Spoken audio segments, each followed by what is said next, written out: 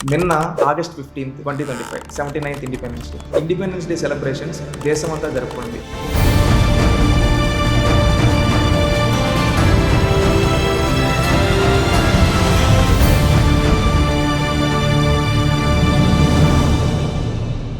ఈరోజు ప్రతి ఒక్క భారతీయ పౌరుడు ఇది నా దేశం అని చెప్పి గర్వంగా ప్రతి ఒక్క పౌరుడు వచ్చి జెండా వందనం అనేది చేయడం జరిగింది. వాళ్ళ ఇంటి పైన జెండా ఎగరేసి నేను భారతీయుని హర్ ఘర్ తిరంగా అంటూ జెండా ఎగరేస్తూ ఉంటే ఒక X chief minister now Pulivendula MLA YSRCP party president Jaganmohan Reddy గారు కనీసం జాతీయ జెండా కూడా ఎగరలేదు.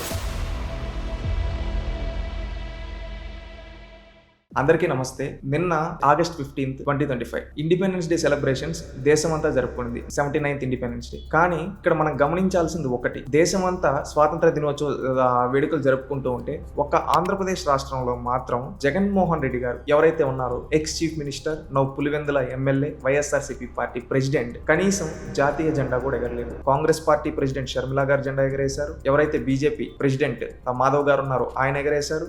సిపిఐ లీడర్స్ ఎగరేశారు. అదేవిధంగా Telugu Desam party state president Palla Srinivasa Rao గారు వాళ్ళ పార్టీ ఆఫీసులో ఎగరేశారు. సీఎం, డిప్యూటీ సీఎం వీళ్ళందరూ జెండా వందనం చేయడం జరిగింది. ఎక్స్ చీఫ్ మినిస్టర్స్ ఎవరైతే ఉన్నారో వాళ్ళందరూ కూడా జెండా ఎగరేశారు. Tamil Nadu ex chief minister, Karnataka ex chief minister, Uttar Pradesh ex chief minister, Maharashtra ex chief minister జెండా ఎగరేశారు. కానీ ఆంధ్రప్రదేశ్ ఎక్స్ చీఫ్ మినిస్టర్ మాత్రం జెండా ఎగరవేయలేదు. సర్పంచ్ కాడ నుంచి మొదలు పెడితే ప్రధానమంత్రి వరకు అందరూ జెండా వందనం చేయడం జరిగింది. అందరూ ఎగరవేశారు, ఒక్క జగన్మోహన్ రెడ్డి గారు తప్ప. మనం గమనించినట్లయితే హర్ ఘర్ తిరంగా అని ఢిల్లీ నుంచి గల్లీ వరకు ప్రతి ఒక్కరూ జెండా వందనం చేయడం జరిగింది. ఈ రోజు ప్రతి ఒక్క భారతీయ పౌరుడు ఇది నా దేశం అని చెప్పి గర్వంగా ప్రతి ఒక్క పౌరుడు వచ్చి జెండా వందనం అనేది చేయడం జరిగింది. వాళ్ళ ఇంటి పైన జెండా ఎగరేసి నేను భారతీయుని హర్ ఘర్ తిరంగా అంటూ జెండా ఎగరేస్తూ ఉంటే ఒక బాధ్యత గల అత్యున్నత స్థానంలో ఉన్న జగన్మోహన్ రెడ్డి గారు కనీసం జెండా ఎగరవేయలేదు. అంటే దీన్ని మనం ఏ విధంగా గమనించాలి? ఎందుకంటే ఎంతో మంది స్వాతంత్ర సమరయోధులు ప్రాణాలు అర్పించిన వాళ్ళ త్యాగం వల్ల ఈ రోజు మనకు స్వాతంత్రం వచ్చింది గుర్తు చేసుకుంటూ దాని భవిష్యత్ తరాలకు చెప్పాలనే ఆలోచనలో ఈ రోజు జెండా ఎగరేస్తుంటే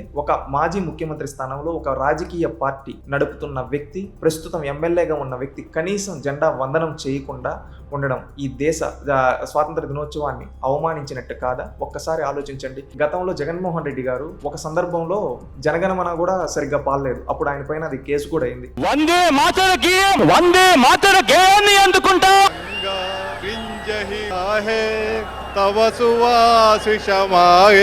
ఈయనే కాదు, వీళ్ళ వైఫ్ భారతిరెడ్డి గారు కూడా ఒక సందర్భంలో మన దేశాన్ని ఏ విధంగా అవమానించారు నేను చెప్తా. ఎందుకంటే వీళ్ళు మాట్లాడింది ఒకసారి వినండి మీరు. What kind of justice is this? What kind of country are we living in? What kind of a country is this? What kind of secularism?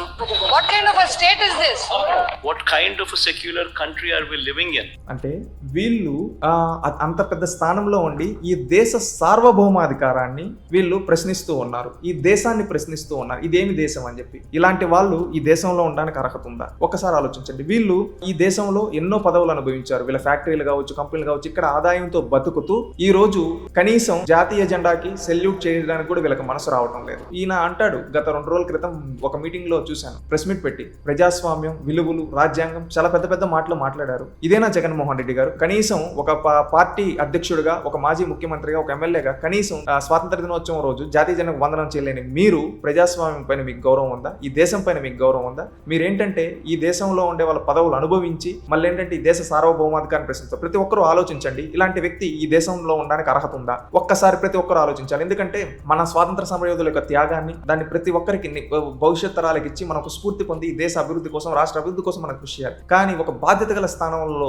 ఉన్న ఈ వ్యక్తి కనీసం స్వాతంత్ర దినోత్సవం రోజు జాతీయ జెండా ఎగరవేయలేనంత బిజీగా ఉన్నాడా?